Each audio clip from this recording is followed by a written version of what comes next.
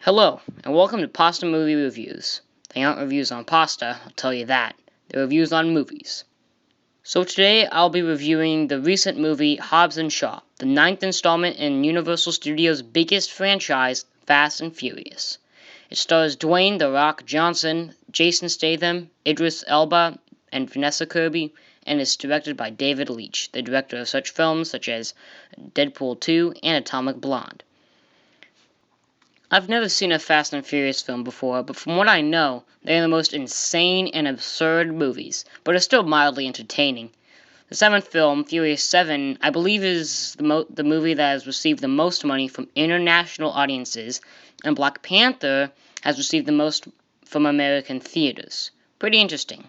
Anyway, let's talk about Hobbs and Shaw. Tell me this is not happening.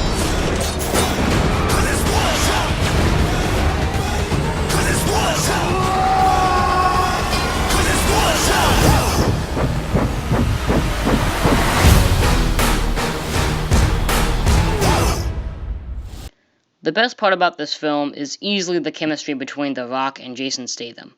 Both actors are really charismatic and work great as a buddy cop sort of team. The scene where both are introduced and they're shown both of their lives side by side, and how Hobbs is kind of a lower lifestyle than Shaw, and how Hobbs, it was so hilarious to watch. Seeing these two buttheads argue was just so fun to watch, and I think it just really has to do with the fact that both of them are really charismatic, and I feel like their charisma and the fact their presence is the reason why you'd come to this movie. I mean, because it's the reason I did. The villain, played by Idris Elba, certainly isn't the best movie villain in history, but he is the villain this movie needed, and Idris Elba gives a great performance. He has some over-the-top lines and fits in with this movie very well, I think. A big plus to this movie is that it definitely delivers what the trailer showed. The film is chock full of stupid moments, ridiculous dialogue, things that happen that will never happen in real life, but that's the whole point.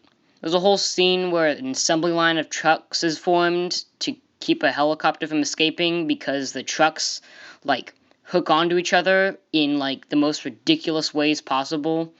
There's a lot of stuff like that, and I'd say the film is full of that, but I don't really mean that in the worst way.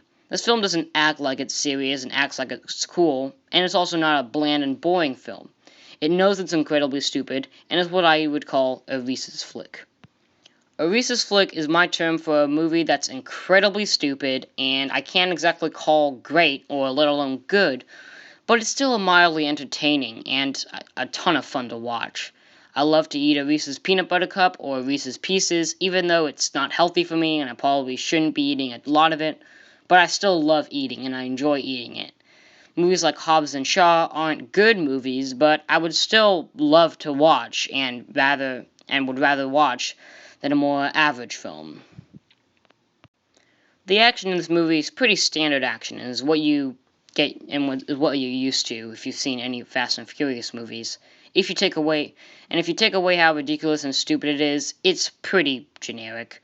It's still really fun to watch, though. There's a lot of awesome car chases, and they're fighting each other, and it's exactly what you'd want to see, plus all that stupidity. But I come to a film like this to see The Rock and Jason Statham interact and some stupid stuff, and the action, the way it is, definitely is part of that. The only issue I really have with this film, that's actually something I have wrong with it, is the length and the pacing. The film is 2 hours and 16 minutes, which in my opinion is a little too long. I mean, that's how long The Matrix is. The final act of this film kind of comes out of nowhere. The first two acts seemed long enough to be a Fast and Furious film, and by the time the second act ended, I felt like I'd been here long enough. But then there was this whole final battle that took place on an island. I'm not saying it wasn't fun. It was a blast, but I kind of felt they could have taken out some action scenes specifically out of the film, and it would have felt more like a action film that's, almost 2 hours long. It's a problem the Transformers movies have. Another kind of problem I have with the film is definitely the plot.